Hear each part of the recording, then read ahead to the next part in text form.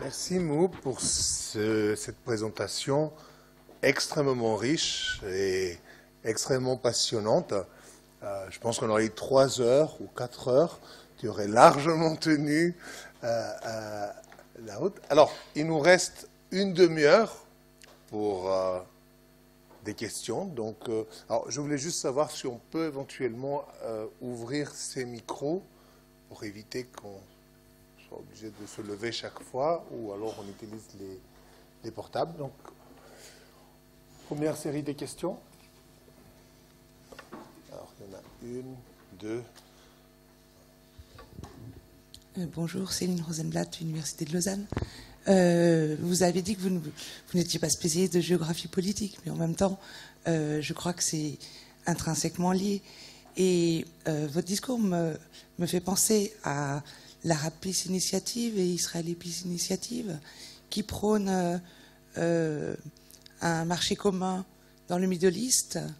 Et finalement, est-ce que on pense toujours que l'économie va dynamiser la démocratie et le politique, mais est-ce que finalement, de temps en temps, des espoirs de démocratie, de paix, et notamment avec tous les problèmes qui se posent actuellement, ne pourraient pas donner une impulsion et justement une meilleure cohésion à une régionalisation plus intégrée, puisque de plusieurs côtés, on entend quand même un discours assez commun vers cette direction.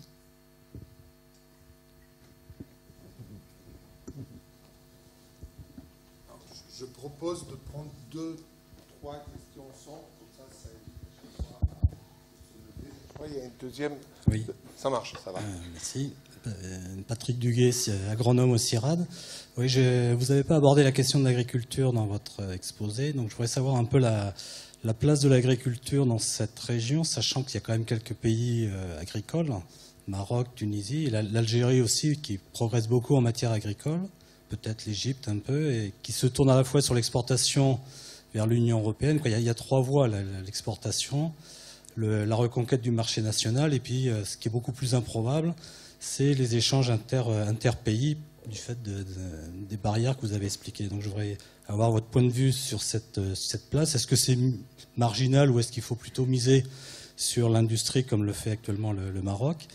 Et l'autre point que vous avez juste abordé très brièvement, c'est le rôle des femmes. Est-ce que les bouleversements actuels font...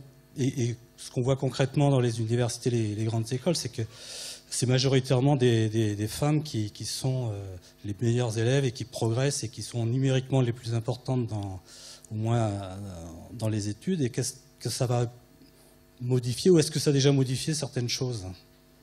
Merci. Alors, il y a 2 questions, 3.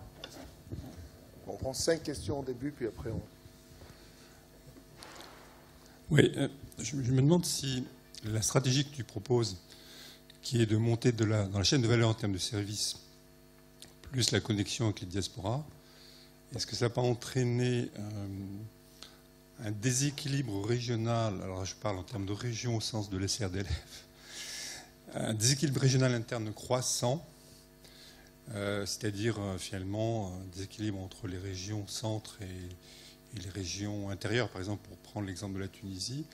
Or ça, c'est un facteur d'instabilité politique majeur. Alors, vous voyez que la déstabilisation politique va s'introduire par ce biais. On voit le cas de la Tunisie, et la situation des régions intérieures n'a absolument pas changé depuis la révolution de 1911. Donc ce n'est pas une stratégie économique qui risque d'introduire des risques d'instabilité politique croissants. Alors, il y a 2 questions. Après, on laisse Mou répondre. Éventuellement, on passe sur un second tour de questions. Donc, il y a... Et puis, il y a... Merci. Pour ma part, j'aurais 2 questions. Une qui est plutôt de l'ordre géopolitique.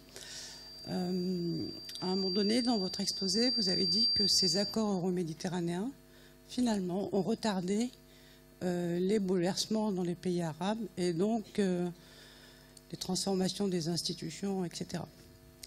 Puis une deuxième question qui est plus économique, pour faire le lien avec l'agriculture. Vous avez également montré certains chiffres qui montrent bien que l'agriculture dans les pays méditerranéens reste extrêmement importante en termes économiques, d'emploi, etc. Et donc, quelle place vous donnez à l'agriculture dans vos préconisations de stratégie industrielle ou même de la diaspora? Il y a une dernière question. Oui.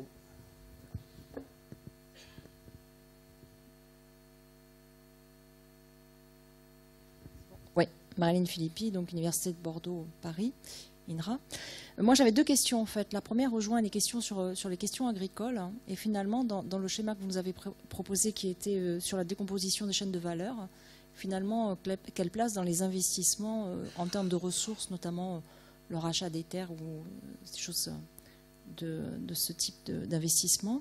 Et puis la deuxième série de questions, c'est que finalement, dans le schéma que vous nous avez montré, qui était très, très intéressant sur les liens finalement entre l'Europe et puis les différents partis, et quelle place finalement de cette zone par rapport à l'Afrique et puis par rapport aussi à l'Asie du coup, parce qu'on est très centré sur une relation Afrique du Nord, je dirais, et Europe, mais finalement quid du rôle potentiel que pourrait jouer cette partie par rapport au reste de l'Afrique et donc de l'Asie en lien. Voilà, merci.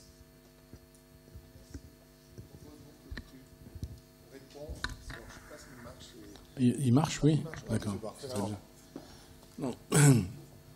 Merci pour ces questions.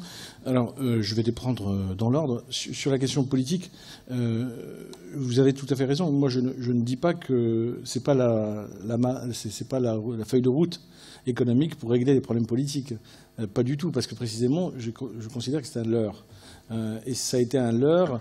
La démonstration même de l'accord de libre-échange avec l'Union européenne, le fait que l'Union européenne ait accepté de légitimer des régimes comme celui de Ben Ali ou celui dans des pays voisins ou même celui de Kadhafi, parce qu'avant de le détruire, il a été complètement légitimé dans un échange entre, disons, ouverture et délégation de la politique d'immigration, des frontières, etc. Donc je ne pense pas que ce soit Je pense au contraire que la forme politique que prend l'insertion internationale aujourd'hui, c'est ça que j'ai essayé de dire, est en retard à l'égard des aspirations des populations dans les régions. C'est pour ça que je parle de demande de Turquie, et c'est pour ça que je parle de demande d'intégration Sud-Sud. Pourquoi ?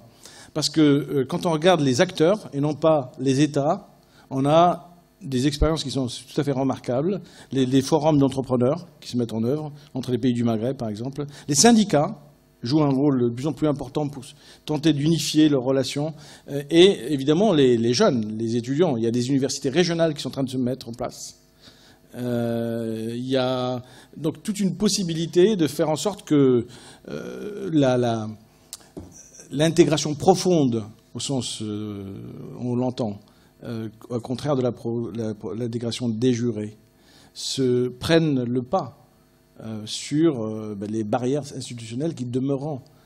Alors quand je parle de Turquie, pourquoi je parle de Turquie ? Parce que le verrouillage algéro-marocain, la seule manière de le déverrouiller, c'est une intégration plus grande, avec des pays qui sont à la fois demandés par les Marocains, par les Algériens, etc. Et donc, ça peut paraître illusoire pour l'instant, mais quand on mesure les échanges, la circulation, par exemple la circulation des travailleurs, des étudiants est beaucoup plus grande au sein de la région qu'elle ne l'est avec l'Union européenne. Donc, si vous prenez ensemble tout ce qui caractérise une zone régionale, indépendamment des obstacles institutionnels, il y a quelque chose qui est à l'œuvre et qu'il faut accompagner. Donc c'est ça que j'essaye de dire. Et vous avez raison, c'est pas l'économique ne fabrique pas. Sinon, je veux dire, la question de Gaza le montre. Enfin, il y a une thèse qui vient d'être soutenue sur l'économie politique des territoires occupés, etc., qui montre exactement ça. Donc c'est pas par le politique, l'économique est une continuité du politique. Il n'y a pas de distinction où on aurait l'économie qui aurait une autonomie et le mauvais politique qui le bloquerait. C'est précisément une interaction entre les deux. Alors sur l'agriculture, oui. Alors vous avez les uns et les autres. Il y a eu trois personnes qui sont intervenues sur l'agriculture. Vous avez tout à fait raison. J'ai montré une statistique sur la part de la population enrôlée dans l'agriculture. Elle est extrêmement forte dans les pays de la région. Donc alors pourquoi j'en ai pas parlé? Parce qu'il me semble que et j'en parle dans un autre papier sur les dynamiques, sur ce que j'appelle la restauration des avantages comparatifs internes. Et là, l'idée que, d'abord, du point de vue européen, l'agriculture n'est pas libéralisée, donc ce n'est pas l'élément qui peut constituer le fer de lance d'une relance agricole. Au contraire, il y a une demande intérieure extrêmement forte du fait de la montée des classes moyennes, de l'élévation des niveaux de revenus par tête, et donc il y a à reconstruire une agriculture.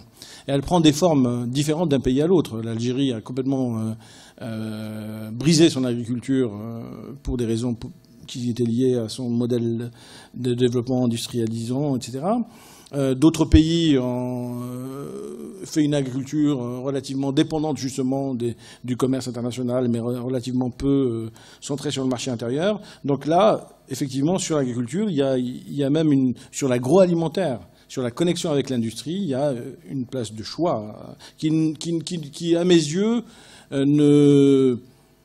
ne suppose pas une aide internationale quelconque, une insertion internationale quelconque. Les dynamiques locales sont fortes, on le voit. Simplement, les barrières, je vous avais tout à l'heure montré une statistique sur la part des petites parcelles dans l'agriculture égyptienne, par exemple. 98%, c'est des toutes petites parcelles. Et c'est même pas 3% ou 4% du PIB, c'est rien du tout. Donc si vous voulez, l'idée c'est aussi la question des droits de propriété de la terre, la question des réformes intérieures. Donc pour moi, la question de l'agriculture, c'est la question de la société tout entière et de sa dynamique de croissance. C'est la raison pour laquelle je l'ai effectivement, comme vous l'avez perçu, pas mise au centre d'une stratégie d'insertion internationale. Ça ne veut pas dire que dans les biotechnologies, dans les parcs technologiques, on ne puisse pas avoir une stratégie en direction de l'agriculture. Sur le rôle des femmes, alors le rôle des femmes, c'est fondamental, bien entendu, puisqu'on voit bien, j'ai montré les chiffres, si le taux de participation de la main-d'œuvre est très faible, c'est parce que le taux de participation des femmes est très faible. Alors, ici, les choses sont extrêmement compliquées, parce que les femmes sont les premières qui s'insèrent dans cette stratégie d'autosélection dans la migration internationale. Donc, elles essayent d'éviter le cantonnement au sous-emploi local par une insertion dans la migration internationale. Donc elles investissent énormément dans l'éducation et elles augmentent leurs chances de partir. Et donc là, aujourd'hui, le taux d'émigration des femmes, j'ai montré un graphique, est en train de s'accroître considérablement.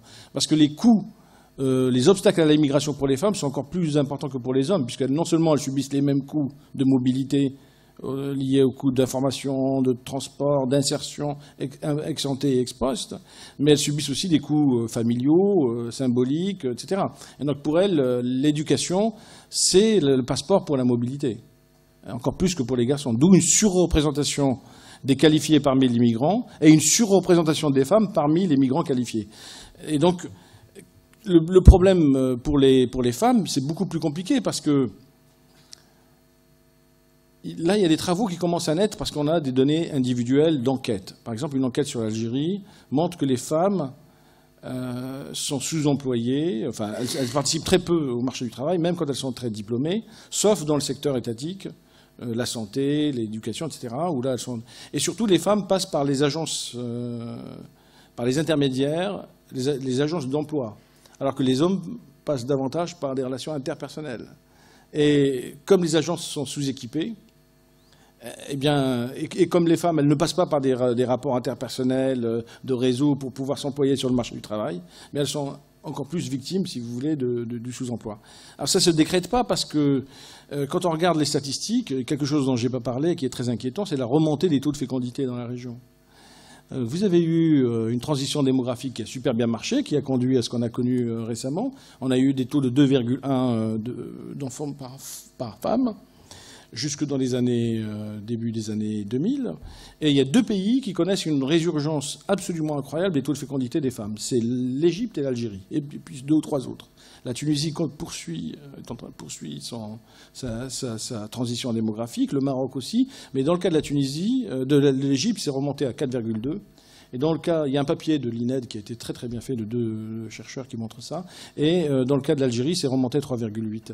Alors, les déterminants de cette remontée des taux de fécondité sont extrêmement liés à cette question de l'emploi. Dans le cas de l'Algérie, il y a eu un effet de rattrapage. Après la grande guerre des années 90, la distribution de la rente pétrolière a fait que le logement s'est amélioré, etc. Et donc les femmes ont pu davantage faire d'enfants. Donc il y a une reprise de la fécondité qui est due à de meilleures conditions, à un effet de rattrapage qu'on connaît dans des pays de choc, souvent. Après les chocs, il y a des effets de rattrapage. Et puis il y a un effet surtout très intéressant, c'est que les femmes rurales, comme les femmes urbaines, connaissent une taux de fécondité qui remonte, et même on pourrait dire que les femmes diplômées et urbaines connaissent une reprise du taux de fécondité plus grand que les femmes rurales. Et évidemment, parce qu'en fait, la production de femmes diplômées, ça produit soit de l'emploi dans le secteur public, mais qui est de plus en plus, du fait du dépérissement de l'État dont j'ai parlé tout à l'heure, et de sa dislocation de plus en plus réduite. Dans le privé, c'est 10% des contrats, donc c'est pratiquement rien. Et ça passe par des relations interpersonnelles, et les femmes, plutôt par des relations intermédiaires, par des agences officielles. Et donc elles sont plutôt évincées de cela. Et donc elles sont cantonnées sur place. La migration ne suffit pas, parce que si l'immigration était complètement ouverte, éventuellement elle partirait, mais ça ne suffit absolument pas. Donc la question des femmes, c'est une question absolument centrale qui ne mérite pas des décrets. Des analyses par décret, parce que là, c'est s'appuyer vraiment sur les organisations, sur la société civile. C'est par là que ça peut passer. Il n'y a aucune autre espoir à trouver du côté des États. Voilà. Donc c'est une question qui mérite que la question des coopérations internationales fasse entrer, c'est pas à vous que je dois dire ça parce que vous le savez probablement, fasse entrer davantage les organisations non gouvernementales. On doit s'appuyer sur les acteurs, beaucoup plus qu'on le fait aujourd'hui avec des accords interétatiques. Sur la géopolitique, sur le déséquilibre régional, la question sur les déséquilibres régionaux que pourrait constituer. Oui, évidemment, si je disais il faut refaire de la sous-traitance dans les services, comme on le faisait autrefois, et faire que cela, bien sûr, ça pourrait être un facteur d'instabilité, ou même d'ailleurs de verrouillage dans la faible valeur ajoutée. Non, ce que j'essaie de dire simplement, c'est que ni dans ces pays, ni en France, il ne faut séparer l'industrie, et d'ailleurs pas l'agriculture non plus, des services.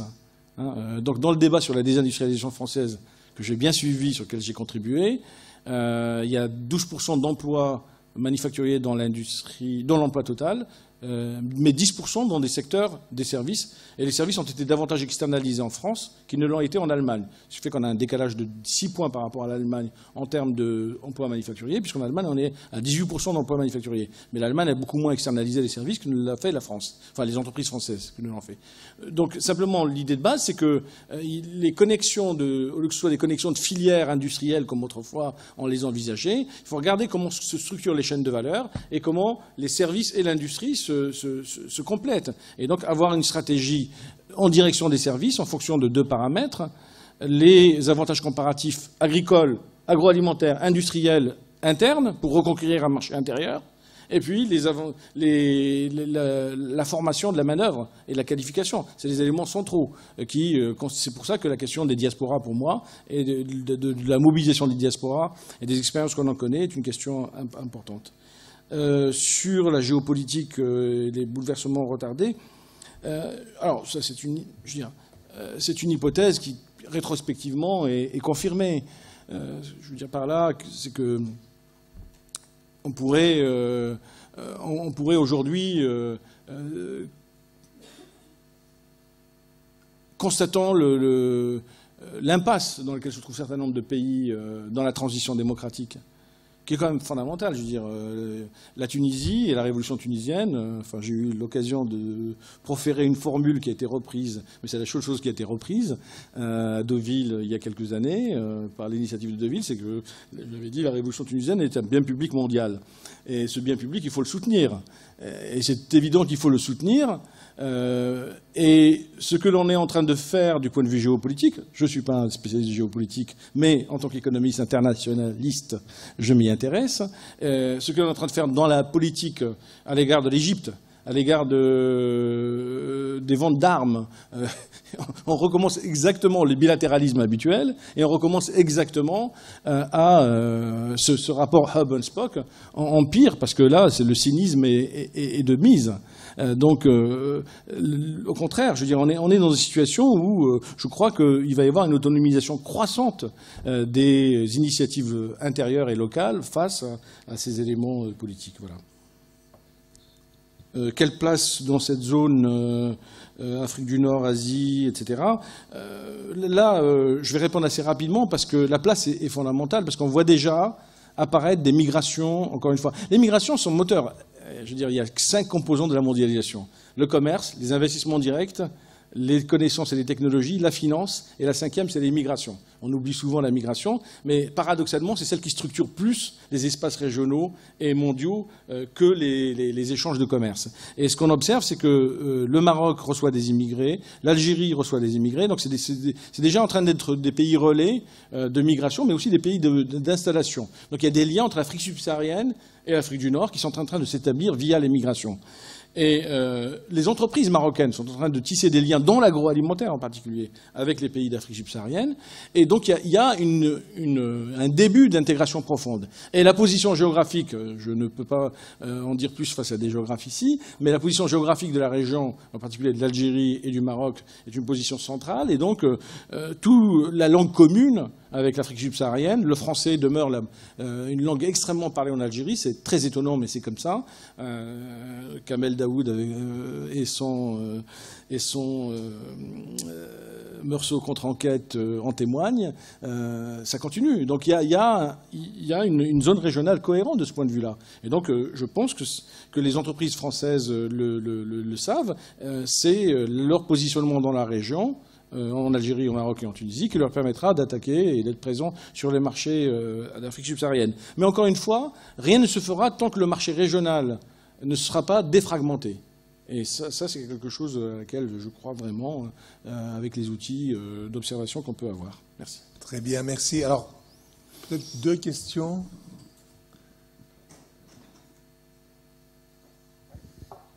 Claude Graland.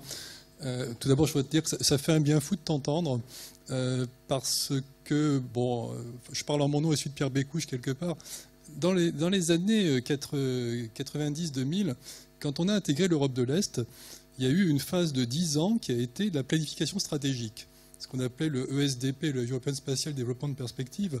Avant de digérer l'Europe de l'Est, il y a eu un énorme travail d'expertise pour justement désagréger les données étatiques au niveau régional, urbain, puisqu'on ne peut intégrer que si on a également toute cette connaissance très fine des territoires, des acteurs, des enquêtes. Et on a eu le créneau, on va dire vers 2005-2008, juste avant la grande crise, on avait commencé à rassembler la base de connaissances pour l'intégration profonde que tu décris. Il y a eu beaucoup de travaux, avec une contrainte très dure à l'époque, c'est que dès qu'on parlait du Sud, il fallait parler de l'Est.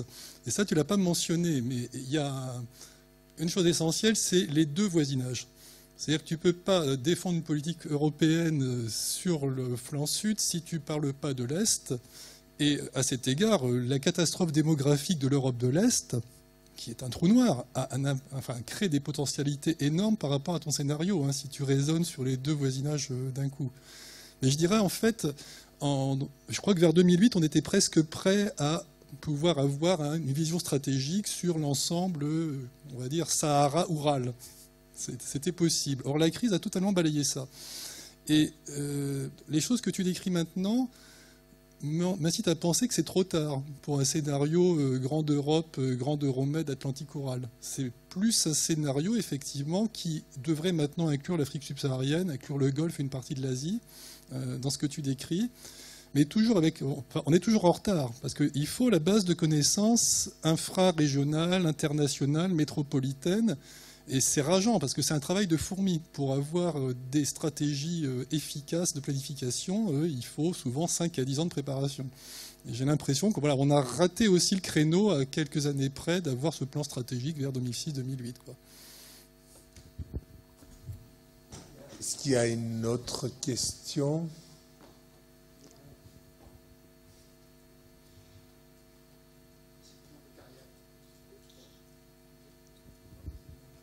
Il marche, là. Oui. Oui, je reviens sur la question qui avait été posée par Alain Rallet tout à l'heure, des déséquilibres régionaux, parce que je pense que ce n'est pas une question secondaire. Je parle des déséquilibres régionaux à l'échelle infranationale, hein, bien entendu, interne, hein, la question, des internes au pays. Parce que si on s'inscrit dans l'hypothèse d'une intégration du marché régional au sens ici de la grande région géopolitique, cela va s'accompagner, c'est ce que vous avez suggéré, d'une augmentation sans doute probable, très forte, des investissements directs. Cela pourrait s'accompagner d'une augmentation des investissements directs. Or, lorsqu'on observe la localisation des investissements directs, on s'aperçoit bien entendu qu'ils privilégient au sein des pays les régions qui ont les avantages comparatifs les plus élevés, même si par ailleurs ce sont ces régions-là qui ont aussi les coûts de production les plus élevés. Et donc, on va aller sans doute vers des enjeux d'aménagement du territoire qui vont devenir considérables, de déséquilibre entre les régions capitales et, pour aller dire les choses un peu vite, les régions capitales et les autres. Alors, comment vous intégrez cette dimension-là dans votre perspective ? Très bien. Alors, on va prendre encore une question parce que... Merci. Mohamed Aderghal de l'Université de Rabat. Je voudrais poser ma question autour de cette demande de Turquie. Je pense que vous faites votre approche de cette demande vraiment en termes économiques pur et dur. Or, je pense que cette demande n'est pas loin justement des courants islamistes qui sont en train de traverser le tissu économique, entrepreneurial surtout, dans les pays du Maghreb, et qui ont trouvé justement dans le bras, c'est-à-dire le syndicat des entreprises turques, islamistes, qui est le bras économique du parti Justice et Développement, le moyen justement de tendre vers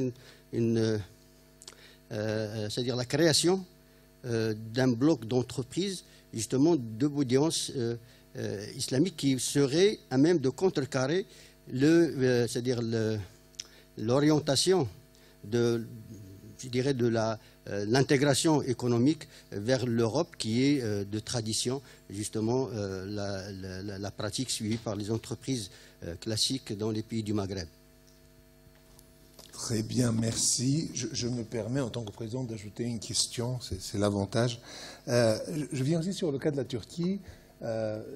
J'essayais de comprendre, donc je voudrais savoir dans quelle mesure le marché interne en Turquie, qui est probablement le plus important dans ces pays, peut-être à part l'Égypte, mais qui est dans un cas différent, n'a pas joué également un rôle dans la différenciation de la trajectoire de la Turquie, donc avoir des effets de revenus qui sont ajoutés aux effets de compétitivité ou de productivité.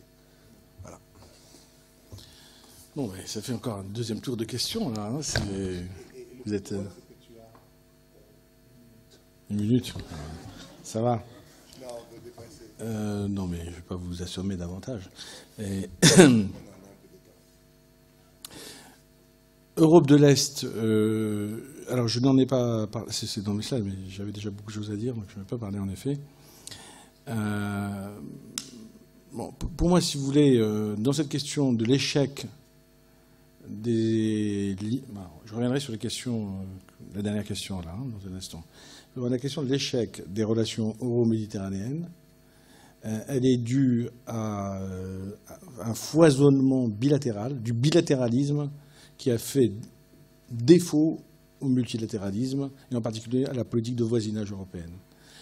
Avec l'Union pour la Méditerranée, toutes les actions bilatérales qui ont été créées, on a désarmé l'Union européenne, qui n'était déjà pas très armée pour mener une politique, mais on l'a totalement désarmée. Or, les idées les plus avancées sur un vrai espace régional euro-méditerranéen, elles étaient au Parlement européen. C'est là où les initiatives les plus fortes, j'ai été invité souvent à discuter avec des députés européens, etc., de toute nature, et c'était vraiment allemand, néerlandais, etc. C'est là qu'on voyait vraiment, surtout après l'effervescence qu'on a connue après 2010. Et la Commission était, pour une fois, en avance par rapport aux États, très largement. Et ce foisonnement bilatéral d'initiatives a porté préjudice à la politique de voisinage qui est restée au point mort. Donc, moi, je veux dire, si j'avais un droit de parole, je dirais, remettons les choses à leur place. Il y a une Union européenne qui a une politique de voisinage. À ce que je sache, on a une politique extérieure commune. À l'OMC, c'est pas la France qui est représentée, mais l'Union européenne. Et donc, faisons confiance à l'Union européenne et à ses forces pour mener une vraie politique nouvelle en direction de la région. Bon, ça, c'est la première chose. Ça n'est pas fait. La deuxième chose, c'est sur l'inégalité de traitement entre les pays du Sud par rapport aux pays de l'Union européenne. Alors ça, c'est des choses qu'on a mesurées même.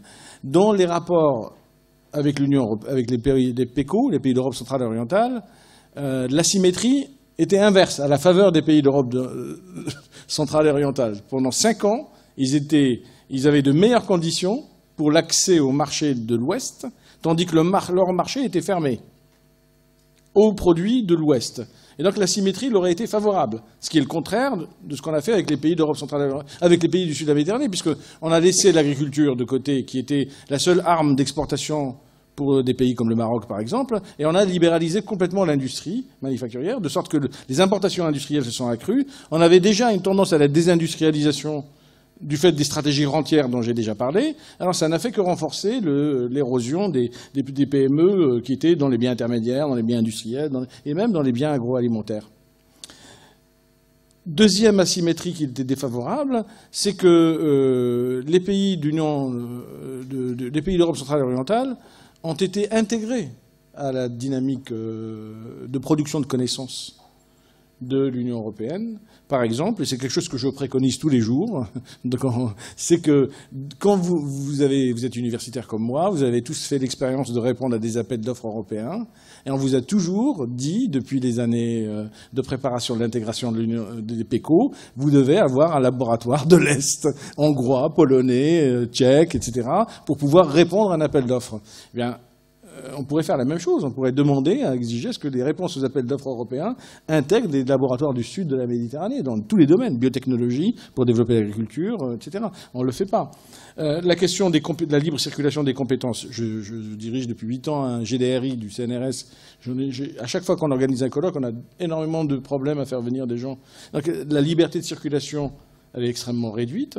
Et donc, on a effectivement un accord qui est un accord de dupes, à la défaveur des pays du sud de la Méditerranée, mais à la faveur des élites locales, à la faveur des technocraties, ou si on les appelle de manière gentille comme ça, ou en tout cas des régimes, pour les pérenniser. C'est tout. C'est le seul gain. Le gain pour la communauté, dans son ensemble, est extrêmement faible. Ça a été mesuré par tous les travaux. Moi, je n'invente rien là-dessus. Donc, il y a effectivement à renouer avec une politique de voisinage européenne qui soit une politique plus large. Et puis par ailleurs, alors quand je dis je ne crois pas beaucoup à une grande Europe allant enfin, je ne crois pas beaucoup que c'est là-dessus que la marge qu'on a, c'est sur l'intégration sud-sud. C'est là-dessus parce que c'est un palier nécessaire à une meilleure insertion mondiale. Donc je dis aux pays du sud de la Méditerranée, faites d'abord, agrandissez votre marché local. Pas seulement le marché d'ailleurs, mais l'ensemble de l'espace régional. Ça commence relativement à se faire. Sur les déséquilibres régionaux, j'avais pas compris ça tout à l'heure. Merci j'avais pas compris que c'était des déséquilibres intranationaux. Effectivement, là, j'en ai parlé tout à l'heure sur le coût du logement pour l'accès à l'emploi. C'est aussi un apanage. Il y a une statistique sur l'Égypte, il y a 80% des gens qui sont dans l'extrême pauvreté, qui se trouvent dans une zone rurale du sud de l'Égypte. C'est 80%. Donc, si vous voulez, il y a une hyper-concentration des difficultés dans ces régions. Donc, la question que tu posais, je la comprends mieux maintenant depuis que notre collègue est intervenu, c'est le fait de mobiliser la main-d'œuvre uniquement dans les régions qui seraient connectées aux chaînes de valeur mondiales, ça renforcerait le déséquilibre. Disons que ça me pose pas, c'est pas ça qui me pose un problème. Ce qui me pose un problème, c'est l'immobilité auquel sont assignés les jeunes en particulier, et les femmes encore plus, dans les zones rurales.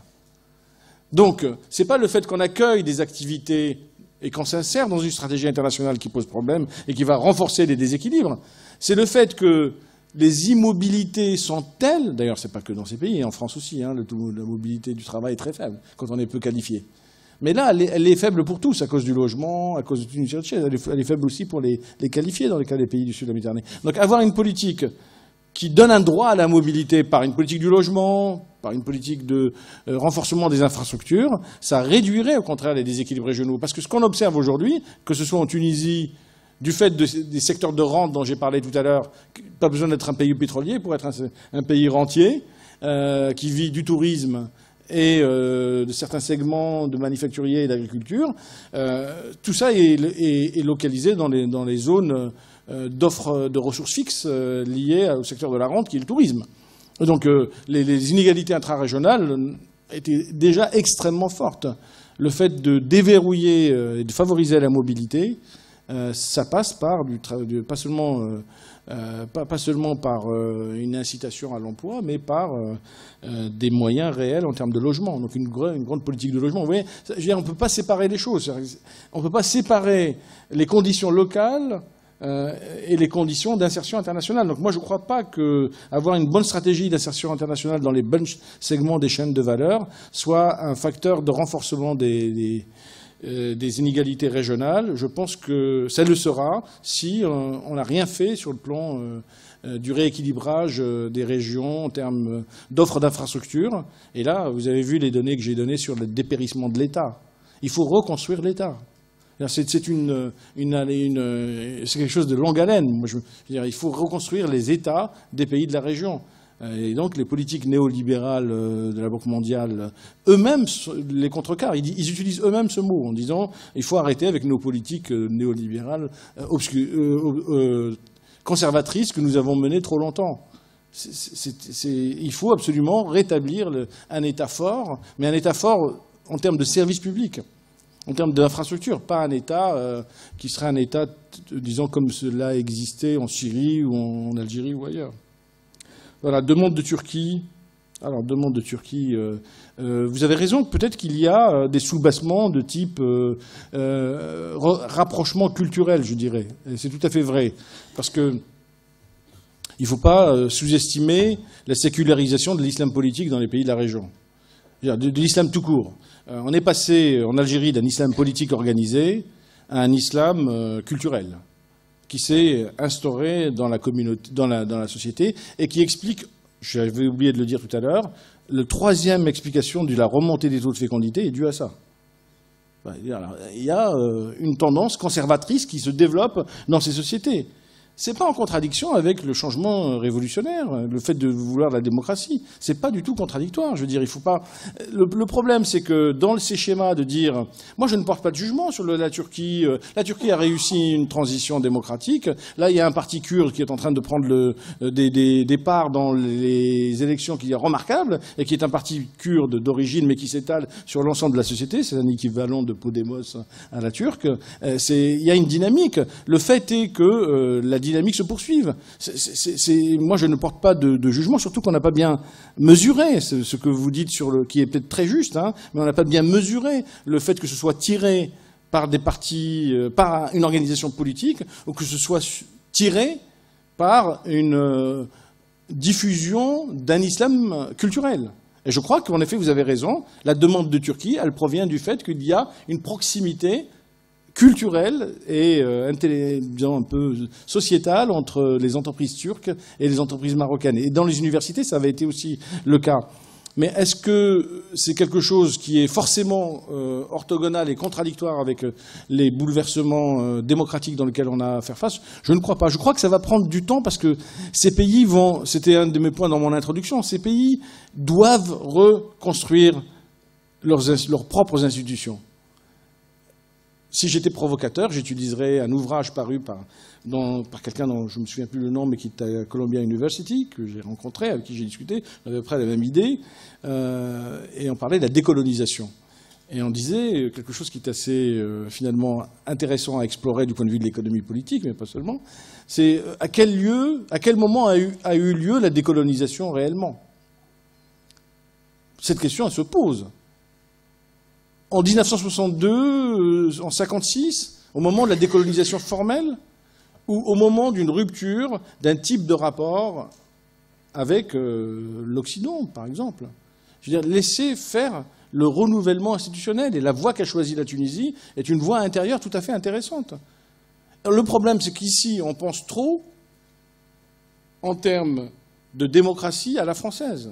On a le modèle en tête, on a trop lu la Révolution française et on a le modèle en tête de la Révolution française. Or, c'est avec le modèle de la Révolution française qu'on a soutenu Ben Ali, qu'on a soutenu Kadhafi, qu'on a soutenu tous les régimes autocratiques que vous avez sur place, au nom des idées de la Révolution française, et d'une certaine manière, chez une partie considérable de la population des jeunes, hors de la population urbaine insérée dans les réseaux internationaux, ces idées ont été, je suis désolé de le dire, moi qui suis un adorateur de la Révolution française, ont été totalement érodées aux yeux de bien des personnes. Donc il faut bien se mettre à l'évidence qu'il faut reconstruire les institutions. Il faut laisser la place aux gens qui vivent ça, de le penser. C'est un peu comme pour la littérature féministe.